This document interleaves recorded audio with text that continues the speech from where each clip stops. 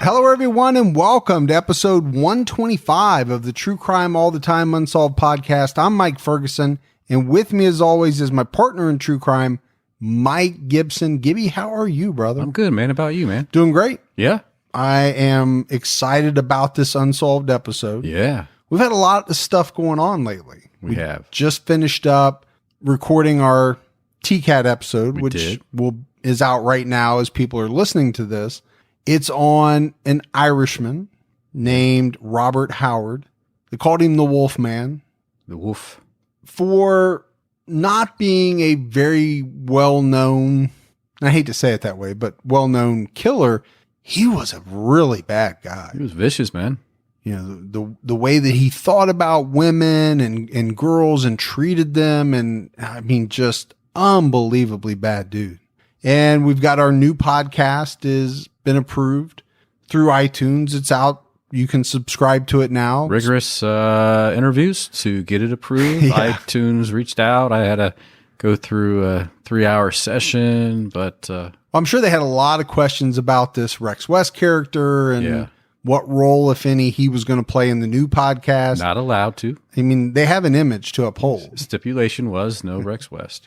But it's out there right now. It's called The Reviews Are In. You can subscribe. And I suggest doing that because that way you'll make sure you get the first episode, which should be out within the next week. Yeah. And Rex East will be there. Rex East. That's Rex West's alter ego. Exactly. So we've got some new Patreon supporters. So let's give some shout outs. We had Randy Swanson. Hey, Swanson. Keith Byrne. What's up, Keith? Rebecca Lamb. Hey, Rebecca. Faye Burt. What's going on, Faye? Anna Mika. Katarina Rideback. Ooh, Katarina. Gene McCormick. Hey, Gene. Spencer Mishral. Miss Rao. Lex Hutchinson. Hey, Lex. Darcy Richardson. Hey, Darcy. Audrey Kiefer. Cindy M. Jennifer Englace. Hey, Jennifer. Ann Richardson. Hey, Ann. Jill of the World. Jesus of the world, man.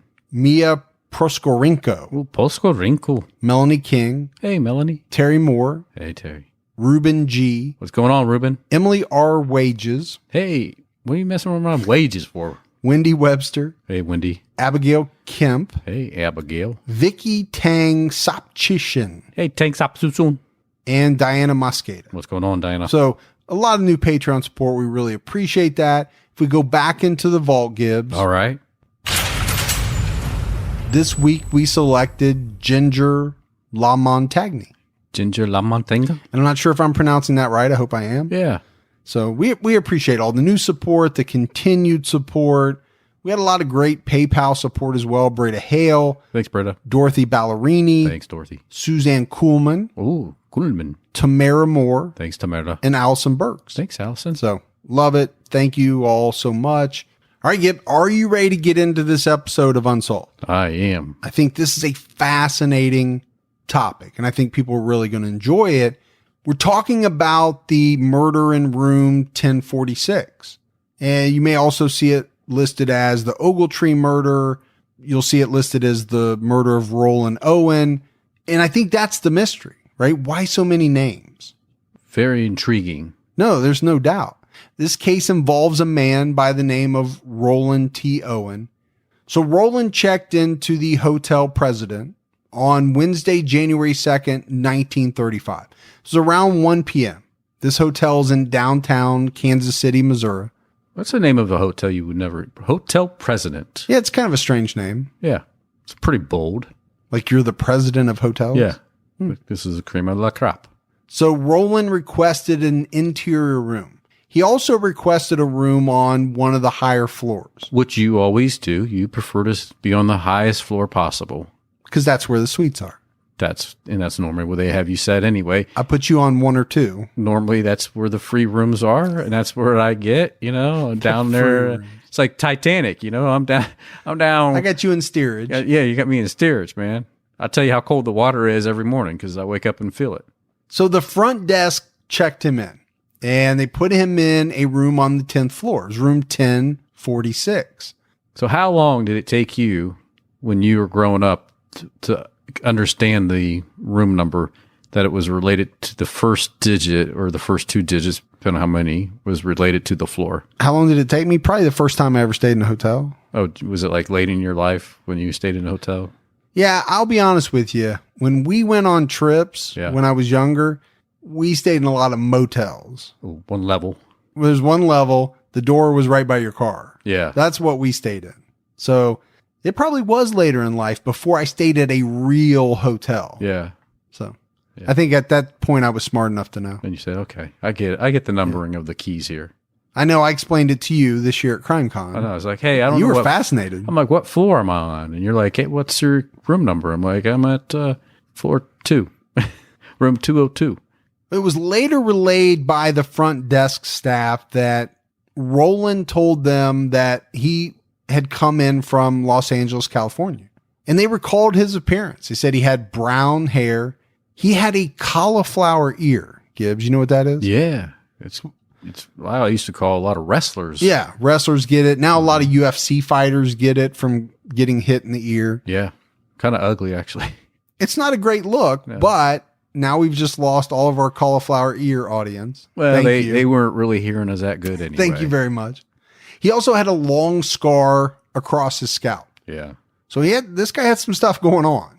Yeah, he had been into maybe a couple of scraps in his past. But they said he looked like he was in his mid-20s to early 30s. They also said he was very nicely dressed. They recalled that when he checked in, he didn't have a suitcase. He just had a pretty small bag. And the bellhop later said all that was in this bag was a comb, a hairbrush, and toothpaste. Everything you actually need for a one-nighter.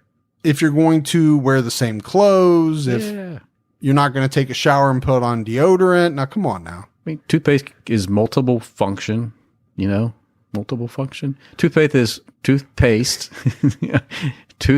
multifunction, right? You can use it as gel for your hair.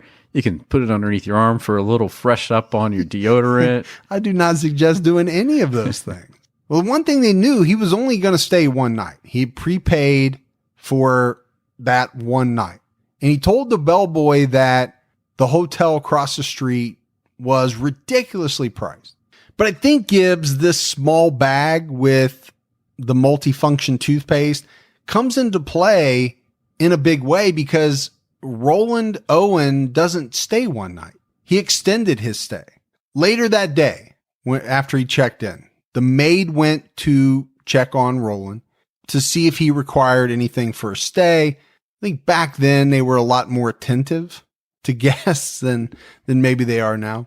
She later said that Roland seemed scared about something. She said he was frightened.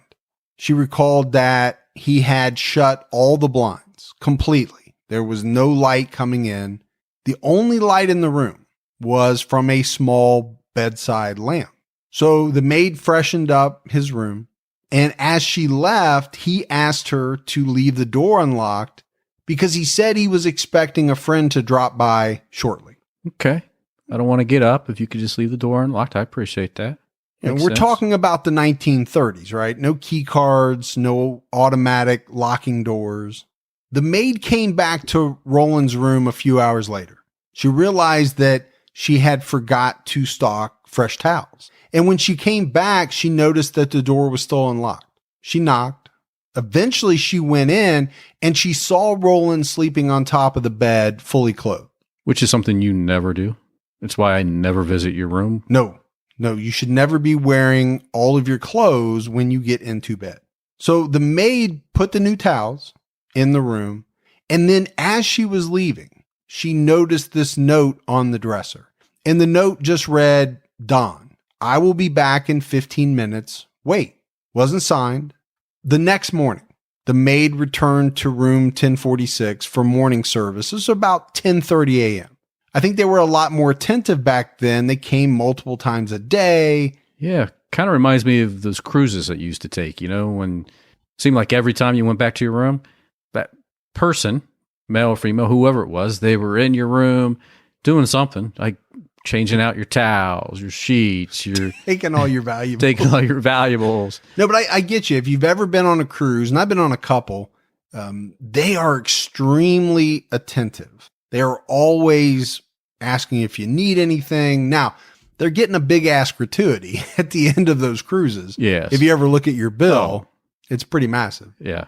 So, but they are. And I think hotels were like that back in the day. They were really trying to earn your business. I'm not saying they don't try to earn your business today. I'm saying they don't come to your room multiple times. And most people wouldn't want that anyway nowadays. I think today you try to avoid them coming into your room. I put the do not disturb thing on as soon as I get there. If anything, I maybe have to go out and get a few extra towels for them, but otherwise I'm good. Right. I don't want you don't need to be coming in here. You don't need to see what's going on in this room. And I know you don't want them messing with a furry suit. I can't have somebody stealing the furry suit on the night before the convention is about ready to kick off. That's never good. And I think you get in trouble with the committee if that happened anyway. Right. And I would completely lose my anonymity. Yeah, that would be weird being on stage without your, They'd know exactly who I was. Yeah. So this time when the maid came back, she entered the room with her key, thinking that Roland had probably already left for the morning. But she was surprised when she got in to find out that he was still in the room. She apologized. She went about, doing what she came there to do, but it was kind of strange. He was sitting in the corner of the room. It was very dark. And while she was cleaning, the phone rang. And she would later tell authorities about overhearing this conversation that Roland had on the phone. She said, Roland said to the person on the other end, "No, Don, I don't want to eat. I'm not hungry. I just had breakfast." So I don't know what we take from that, Gibbs, but he's talking to someone named Don. Yeah. Same Don that he put that little note on the dresser for. Apparently, after the call ended, Roland asked the maid some questions. He asked her how many rooms that she was responsible for each day, what kind of people actually lived in the rooms at the hotel President. He also asked her if any other guests have complained about the price to stay at the hotel across the street. This was a big thing for him. It was. Obviously, he's already said it to multiple people at the hotel President. So the maid obviously answered all his questions the best that she could, and she left. Now, the thought is that Roland Owen left the hotel at some point that day because it's alleged that later that afternoon, a local motorist passing by the hotel picked up a hitchhiker. And this guy would later identify the hitchhiker that he picked up as Roland Owen.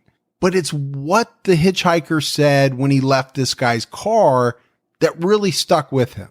Because apparently he said he was going to kill someone the very next day. And I think, Gibbs, you would remember that. I think you should always remember that. And I know I would remember that. Because you go through life, right? Every day you do a bunch of things. 2 weeks later, you don't remember any of them.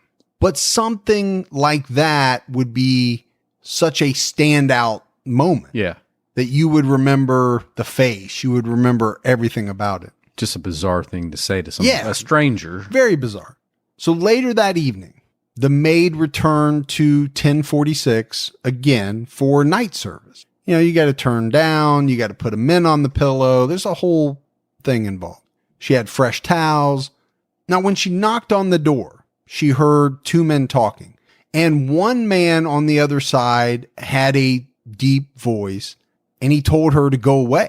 The room was fine. They had plenty of towels, but she knew that wasn't true because earlier that day, she remembered taking all the towels to the laundry. But what's she going to do, Gibbs? She obeyed the command to go away, and she left the two men alone. But again, it probably stuck with her because she's thinking, that's something ain't right here. Yeah, what's going on there? That very same day, a Miss Jean Owen checked in at the hotel President. No relation to Roland Owen. She was actually there to meet her boyfriend in the city, so she was staying at the hotel to avoid traveling late at night to get home. That makes sense. Sure. Plus maybe, just maybe, after dinner, come back to my room. Bow, chicka, bow, wow. Yeah. Maybe. You don't know. You don't know what goes on. It's the 1930s, so. Yeah. Because they didn't do stuff like that back in the 1930s? I'm thinking. All right. They were prim and proper. All right. Now, as Jean Owen checked in, she was given room 1048, right next to Roland Owen. Let's keep the Owens together on the same floor. Right next to each other. Matter of fact, yeah, just make sure she gets the room next to the other Owen because they're trouble. Another guest that came to the hotel that day was a high-end call girl. So maybe they weren't as prim and proper as I thought they were. Maybe not. It was said that she was looking for room 1026. But a lot of people believe that she actually meant room 1046 and that she did eventually find the correct room. At least that's a theory. Right. That's going around. The very next morning, the hotel ran a system check like they did every morning. Number one, they wanted to make sure that all the phones were working so that they could do their wake-up calls. But that had to be a pretty interesting phone system, because back then it was the dial thing. So they had one of those. Say the dial thing. The dial. I don't even know if Rotary? it was the dial thing. It might have been to take the plug out of one and put it in the other thing, and then just hold the. They had part a up switchboard. They here. had to have a switchboard operator, and that could tell what everything was doing. But during this process, right, this routine process, they noticed that the phone in room 1046 was either not working or it had been left off the hook. So the hotel manager sent a bellboy up to the room to find out what was going on. The bellboy arrived at room 1046 and saw that the do not disturb sign was posted, but he knocked on the door anyway. But you know how we love that. Let me use the do not disturb. Maybe I took the phone off the hook because I didn't want to be disturbed. Yeah. Yep. He knocked on the door. No one answered. So this kid, I don't know how old he was, but he yelled into the room asking the person inside to please hang up the phone. Hey, mister, hang your phone up. So he left thinking, okay, I did what I was supposed to do. It'll be all right. An hour later, they checked. It was still not working. So the bellboy had to go back to the room. This time, he unlocked the door. No one answered. He unlocked the door and he slipped in trying to announce himself in case anything was going on. No one responded. So he assumed nobody's in there. Yeah. He walked inside. But there was someone in there. It was Roland Owen, naked on his bed. And the bellboy said he looked like he was drunk. So I guess the bellboy just put the phone back on the hook and he's like, I got to get out of here, man. I don't know what's going on. This dude's naked. I'm not going to wait for him to wake up. No. Yeah. It's dark in here. I'm getting out. He's going to think I did something. He closed the door and left. An hour later, the hotel operator said that the phone in room 1046 wasn't working again. So the bellboy had to go up. And Gibbs at this point, he's frustrated. Yeah. He's like, I don't know what the heck is going on. I've been up here 3 times. No tip. He opened the door, and this time he found a bloodbath. Roland Owen was sitting in the corner of the room, covered in blood, but he was still alive. He had his hands up by his head. He was writhing around in pain. He had been stabbed a number of times. And like I said, there was blood everywhere. The sheets, the towels, the walls were spattered with blood. The bellhop immediately called the police, and then he called his manager. So emergency personnel get to the hotel. They transported Roland to the hospital by ambulance where doctors tried to save his life. And what's so strange about this trip, right, to the hospital, when they get to the hospital, the police are trying to ask him questions. What happened? Yeah. Who did this to you? And he said, no one. He kept telling them that he slipped in the bathtub. Yeah. No, that's going to make sense. Now, you can make up a lot of stories, but that's not one that anybody's going to buy. No. But I think at the time, the police thought, all right, this guy's in shock. He's babbling. He doesn't know what he's talking about. But let's not forget, the guy is naked. Yeah. And the police are trying to confirm his identity. But, when you're naked, where do you put your wallet, man? I know where you might put yours. Well, but we can't give away all the secrets. Right. But this is a problem, right? They don't know who this guy is. So while Roland is in the hospital, right, they're trying to save his life. The police go back to the hotel They're trying to figure out who this guy is. Now, the desk says that he's Roland T. Owen. That's the name that he checked in under. But police can't find anything in his room to substantiate that. And I get it. I mean, you know me. Sometimes I check in under Rex West just so, nobody can locate us or me. You go underneath your other name, Mike Fergalicious. So I think, Gibbs, the thought on the part of the police is they didn't think this guy was real. Or at least they didn't think his name was really Roland T. Owen. Right. They couldn't find any ID. They couldn't find anything to back it up. So doctors lose the battle, right? Trying to save this guy.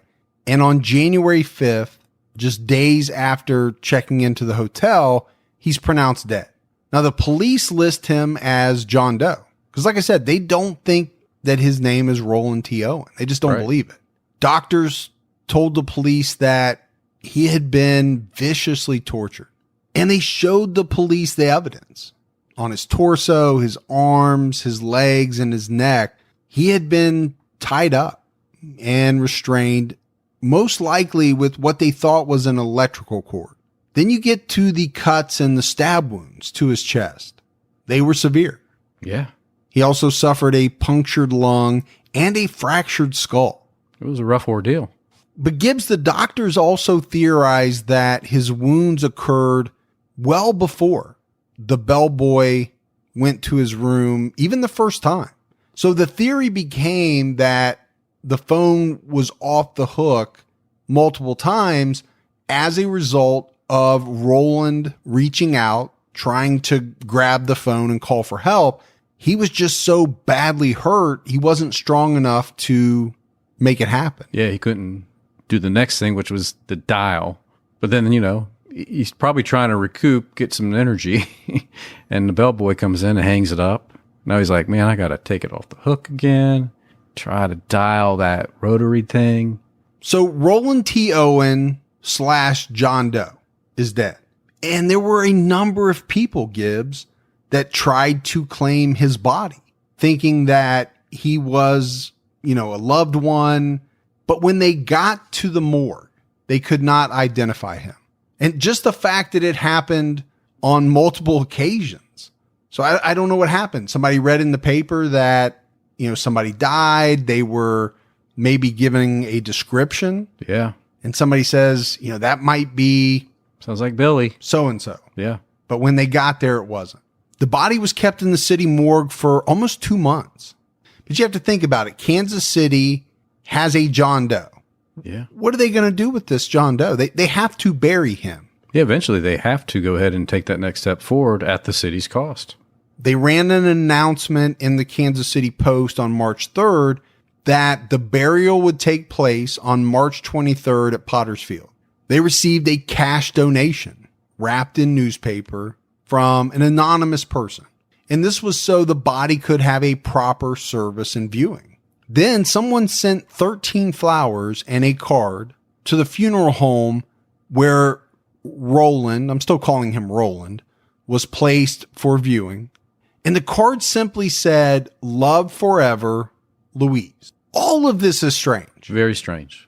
That somebody would dig into their pocket to give the city money to bury someone that they didn't know. Right. To me is bizarre. It's not bizarre. It's very nice. Yeah. But most people don't think like that. No. So the thought, at least in my head, is this is somebody that knows who this person is, wants them to get a proper burial, and then separately, because we don't know that this was the same person, someone send the 13 flowers with the card and put their name on it. Well, at least their first name. Yeah. Again, all very strange when nobody knows, at least the authorities don't know. Nobody's come forward to say, this is who this person really is. Right. But why go to that extent? I mean, I can probably see the cash donation to have a proper service. Maybe that person didn't know him. But the person that sent the flowers, wouldn't you want, if you knew who he actually was, wouldn't you want the authorities to make sure? Unless maybe he had a bad history and they're like, I just want to say goodbye to him. I loved him. I don't want his real family to know.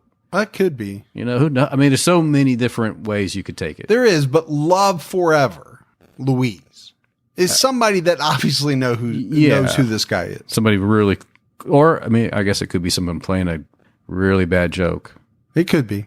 It could be. Now, during the investigation, the police talked to Jean Owen, right? Next door in room 1048. She said that she heard a bunch of commotion that night. She was quoted as saying, I heard a lot of noise which sounded like it was on the same floor and consisted largely of men and women talking loudly and cursing. When the noise continued, I was about to call the desk clerk, but decided not to. And there were other guests on the 10th floor that were interviewed that said similar things, right? They heard a bunch of noises, a bunch of commotion. The problem with that is that same night, the front desk was getting a lot of complaints about a party going on on the 10th floor as well. Happened to be in room 1055.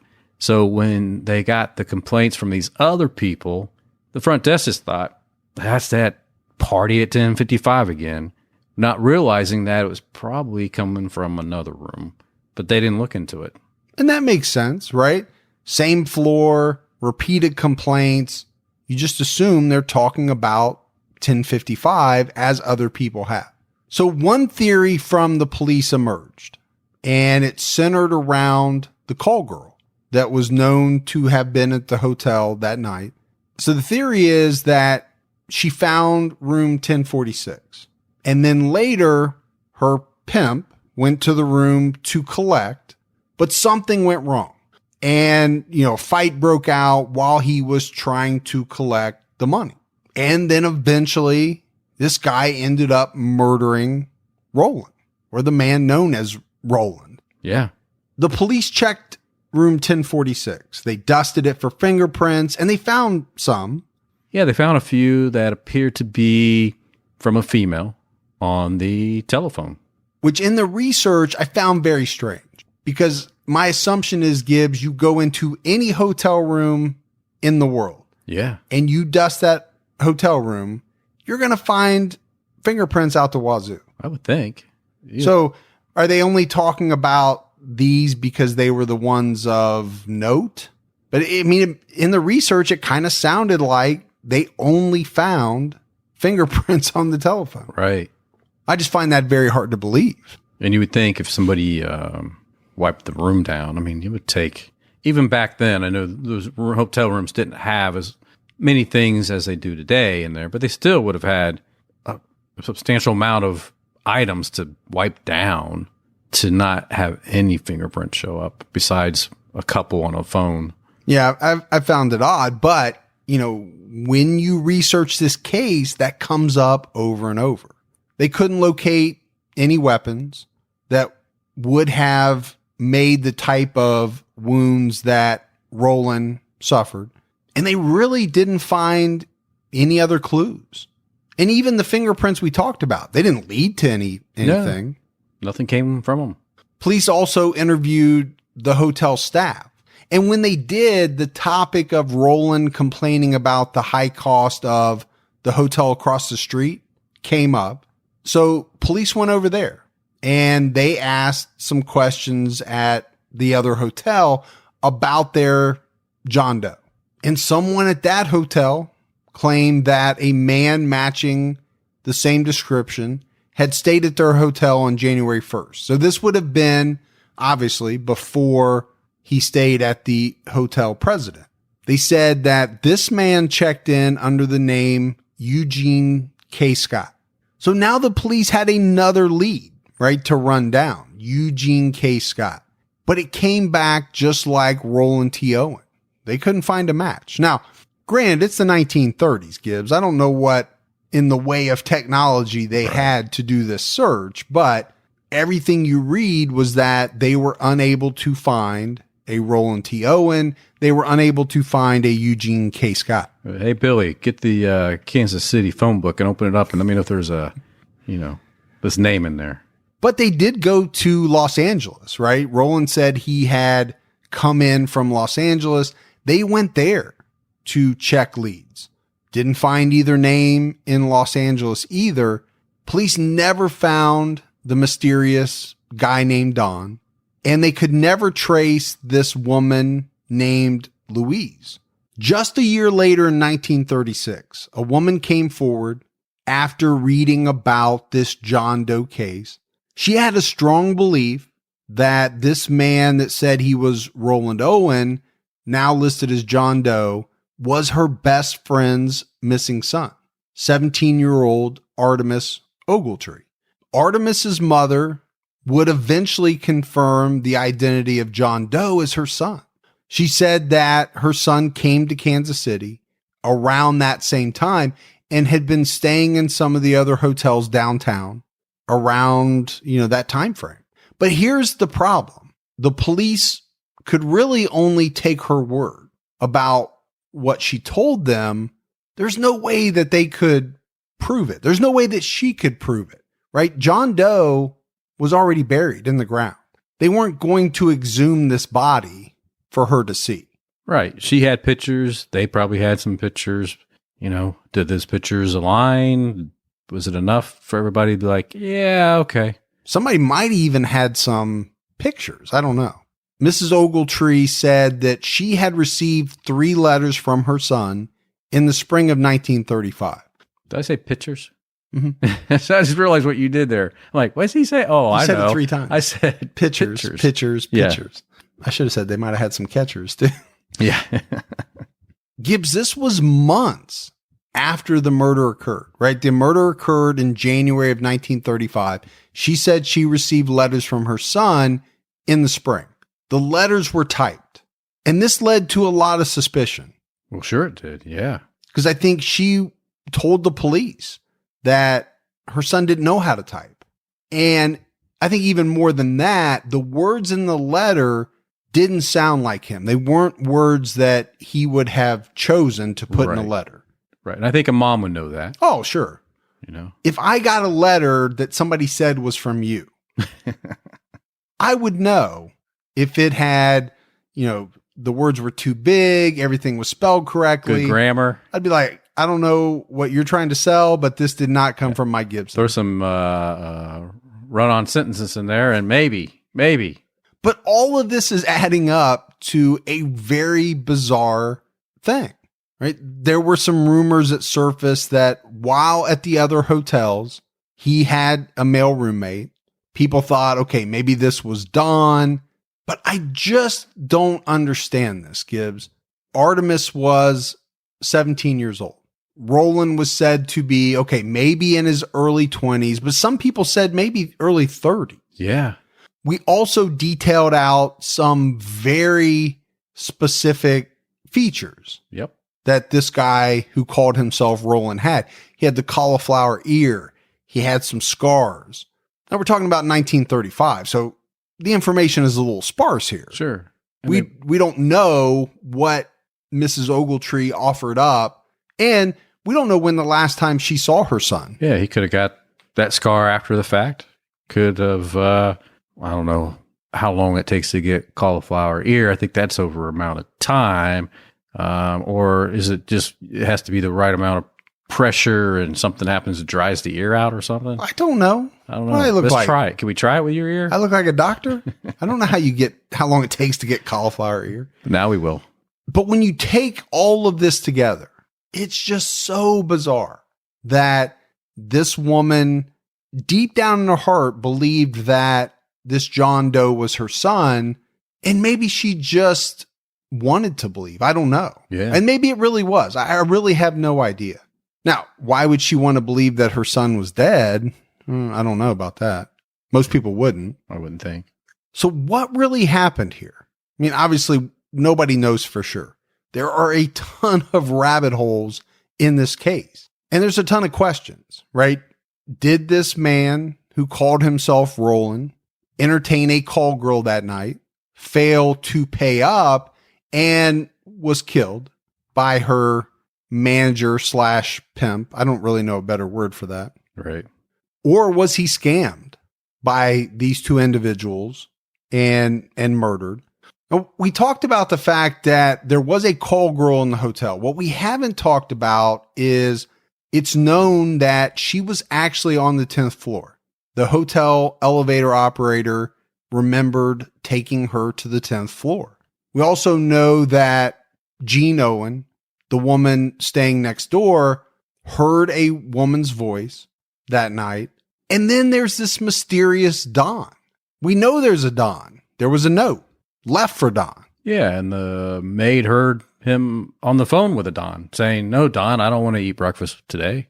She heard a man in his room that had a much deeper voice than his. So did Don and this Roland have a falling out? Did Don get upset, pull a knife, and murder Roland in some kind of rage? Another rabbit hole is that Roland, possibly AKA Artemis, was murdered over being unfaithful to his girlfriend. There was apparently an unidentified man who called the local paper who said this guy had made his fiancée jealous and mad because he was cheating on her, and she found out. The anonymous man said that this woman told him that cheaters usually get what's coming to them. That's pretty ominous. Yeah. So it is possible that a fiancé found out that someone was cheating on her, and she either took care of it herself because there was a woman's voice in there that night, or she paid somebody to do it and was in the room when it happened. This is just one of those cases, Gibbs. It's just so mysterious because, first of all, there's a lot of different facets to it. The fact that nobody really knows who this guy is. It's possible his last name is Ogletree. I still have issues with that. I have issues with the age. I have issues with the identifying marks. It seems like it would be pretty easy to prove it. Sure. But again, in 1930 something, I don't know what lengths they were willing to go to prove it. Would they not exhume a body in 1935? Yeah, probably not, I don't think they would have. I mean, if the mother paid for it, you would think that they would exhume it so she could see her son. She could look at him and say, yep, for sure that's him. So we're just probably around the Depression era, right? Well, that's true. That's true. But to this day, the case remains unsolved. And it's one of the oldest cold cases in the state of Missouri and the United States for that matter. I mean, it goes all the way back to the 1930s. I think what's interesting, Gibbs, is that in researching this case, because so much of it takes place in a hotel, right, you naturally end up finding a bunch of other cases that happened in hotels. And we did. And one hotel in particular, the Cecil Hotel in Los Angeles. There's a very famous unsolved case that I know we'll do. Right. Most people listening will know about it. It's the case of 21-year-old Elisa Lam, traveled from her home in Vancouver, checked into the Cecil Hotel in 2013, seen on some CCTV footage, acting strangely, pushing all kinds of buttons in the elevator, and then was later found in this 2x8 metal water tank. Yeah. On the roof of the hotel. Yeah, one of those water catch things. It's such a strange case. I know we'll do it. So I don't want to, talk about that case too much. But what we do want to talk about is the Cecil Hotel, because there have been so many mysterious deaths in that hotel, going back all the way to at least the early 1930s. Yeah. I couldn't believe how many there was. One woman fell from a 9th-story window. There are a lot of people, Gibbs, that have taken their own life at the Cecil Hotel. Now, if you're a person about ready to go on vacation and stay at the Cecil Hotel, sorry, but you most likely will stay in a room where someone has died, because the number is so high, it's unbelievable. It's bizarre, man. But you know what? People love that. People love staying in rooms with a history. I don't know about this kind of history. From 1931 to 1940, the number of people that took their own life by ingesting poison is through the roof. It's an astounding number of people. Yeah. So on top of that, you had a large number of people that either slit their throats or shot themselves.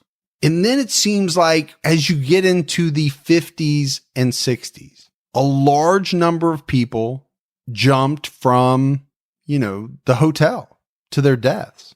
It's just one of those things. And you talk about it all the time, right? Researching one case leads you to this, and this. Yeah. I've just never seen such a concentration of, and maybe there's tons of hotels that are like that and we just don't know. But there have been so many deaths at this hotel. We're probably not going to get any type of sponsorship from the Cecil Hotel. No. Like they had something in the mid-40s where the lady actually threw the baby out with the water. And that is such a strange story all on its own, right? 1944, this 19-year-old woman is staying at the hotel. It's been said that she didn't know she was pregnant.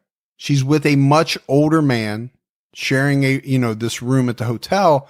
All of a sudden she goes into labor. She went to the bathroom and she gave birth to a baby boy, but she thought that the baby was dead. And she later testified that she didn't want to wake up this older man that she was sharing the room with. So she threw the baby out the window and she was charged with murder. In 1943, at the Claypool Hotel in Indiana, this was during the Second World War, a woman named Maoma Ridings was serving as a corporal in the Women's Army Corps. She was stationed in Indiana when something tragic happened. So she checked into this hotel where she reportedly was scheduled to have a date. But her body was later found in her hotel room in a pool of blood. She had been badly beaten. She had been cut, stabbed. So they thought robbery was the motive. They only found like 46 cents in her hotel room. But the case got really strange when this bellboy claimed to have seen a dark-haired woman dressed all in black inside this woman's room just 3 hours before they found the body. But the woman in black was never identified. And the case, commonly referred to as the WAC murder, which I believe stands for Women's Army Corps, remains unsolved. Then in New Mexico, the La Posada Hotel is said to be, Gibbs, one of the most haunted hotels in the world. Hotel staff and guests regularly claim to experience all kinds of paranormal activity, but most of the activity seems to center around room number 256, which at one time was the room of a woman named Julia Staub. Because I guess this family owned the house that was later converted into this hotel. So where room 256 was where this woman's room was. Guess she wasn't happy with people staying there. Get out of my... So people think she's haunting this hotel. Hotel operators have said that they've had phone calls going through to this room, even though the line's not hooked up. It's disconnected. That's weird. It gives you chills, doesn't it? Yeah. I stayed at that Stanley Hotel in... the one from The Shining? Yeah. And they claim that there's activity there. I took a tour. Didn't feel anything. I didn't see or feel what other people thought. Did you have somebody next to you going, did you see that? Did you see that? Do you feel that? Yeah. Because that will hype you up. Yeah. But no, I didn't. It was fun. It was interesting. But I didn't hear and see what other people might have. And then the last one that I want to talk about is centered around a guy named Frederick Berry Jr. This was a young guy from Wayne, Nebraska. He went to New York, right? Seeking fame and fortune, what a lot of people do. He was staying in a rented room on the 12th floor of the Dixie Hotel in Manhattan when he got a letter from his father. And the letter said that the young man's mother had a terrifying premonition that something disastrous was about ready to happen to this guy. And it was just a day or so later that the hotel staff noticed smoke coming from under the door of this guy's room. When they entered the room, they found him fatally burned. He was unconscious. but sitting upright in a smoldering chair. They said the clothing on his body had completely burned away. They got him to the hospital, but he died in about 4 hours. But back in the hotel room, they found the letter. So I don't know, Gibbs, they're just kind of creepy, some of these things. And, you know, I don't know. Are some of these things coincidences? Are they real? I don't know. Yeah, well. But they're definitely mysterious. You have to say that. I think if you're into that stuff, you can probably research and stay at some of these hotels. Yeah. If you dare. If you dare. But that's it. That's it for the mystery of room 1046. I like these kind of cases because, number one, it's old. We don't normally do, cases quite this old. Right. That also makes it a little tougher to find, information on it. But I like this one because there's not just one mystery. There's like 4 or 5 mysterious things all converging on this man's death. Whoever he happens to be, we don't even really know who the guy is. No. We don't fully know the backstory. And I guess that's part of it. It's what makes it so intriguing, Yeah, not only what actually happened to the guy, really that's a part, that's just a part of it. Yeah. It's more of who was the guy in the first place. Yep. And I think if you could really figure that out, you might be able to back your way in. Right? That's how police do it a lot of times. Sure, they do. You work from who was this person? What did they do? Who did they know? If you don't know any of that stuff, how the heck are you supposed to solve the murder? Yeah, it's hard to chase down any leads when you don't know where to go. Yeah. We got some voicemails, though. You want to check those out? Yeah. Yo, what's going on, Mike and Gibby? My name is Calvin from Minnesota, and I've been listening to you guys for a couple months now. Love the podcast. I'm not Team Gibby or Team Mike. I'm Team T-Cat. And I really want you guys to do the Heyman Lee murder because it's like a really interesting case. I know you guys probably heard it a couple times from a lot of podcasts ever since Serial. I just want to hear you guys' side and stuff from it. Yeah, keep your own time ticking, and I forgot how to say it. I'm a little bit nervous. Doesn't sound like he's from Minnesota. He says he's from Minnesota. He doesn't have that accent, though. It doesn't sound like he's from Minnesota. So the Heyman Lee case. Yeah. Serial's probably what got me into true crime podcasts. Right. I've always been into true crime. It's just hearing everybody back then talk about Serial. I think that's one of the first ones I listened to. Yeah. And I think the case is fascinating. My problem with it is anytime you have a case that's been covered so extensively, it's hard to do. It is hard to do. Because there are people out there that know way more about this case than we do.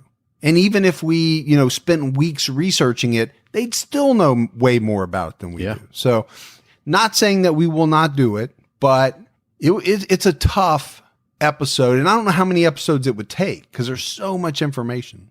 Hey, Mike and Gibby, it's Kirsten from Chicago again. I'm sitting here on the couch watching the documentary about Natalie Wood with my husband. And Natalie Wood her death is totally what got me into true crime because I was serving at a fancy restaurant in downtown Chicago, and some older lady told me, "Oh my God, you look like Natalie Wood." And I didn't know who she was, so I looked her up.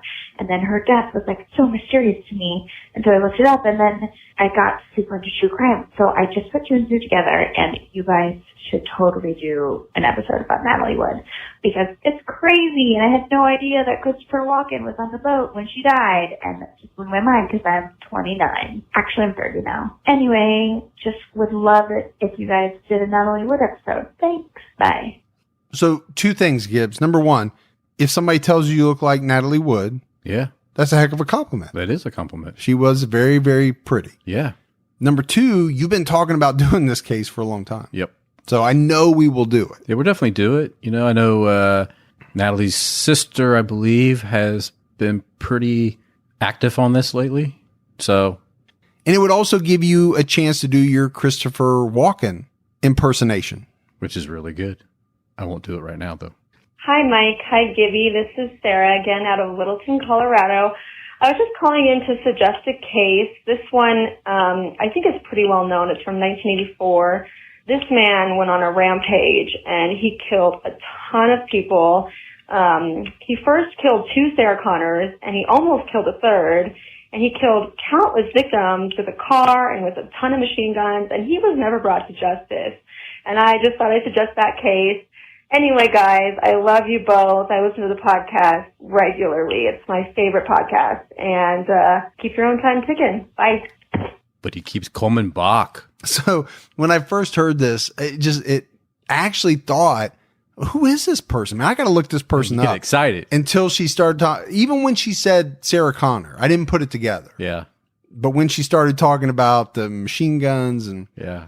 I figure you would have had it when she said the third Sarah Connor. the first Sarah Connor I didn't get, but yeah, once she got past that, I did. It'd be a great case to do, Gibbs. I think there's some video from the police station. Some really good clips. Yeah. Yeah.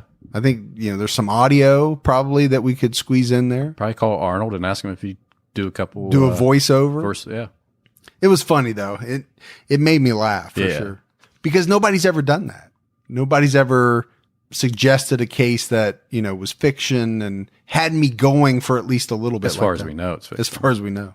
Hey, Mike and Gibby, it's Patrice Gillette out here from Roseville, California on my lovely hour-and-a-half drive back home from work today. And I just want to thank you guys for what you do. I've flown through all of your podcasts on Unsolved and on TCAT. You guys keep me laughing. I am in bumper-to-bumper traffic half the time on the way home, and people are just dying laughing at me because I'm laughing at you two.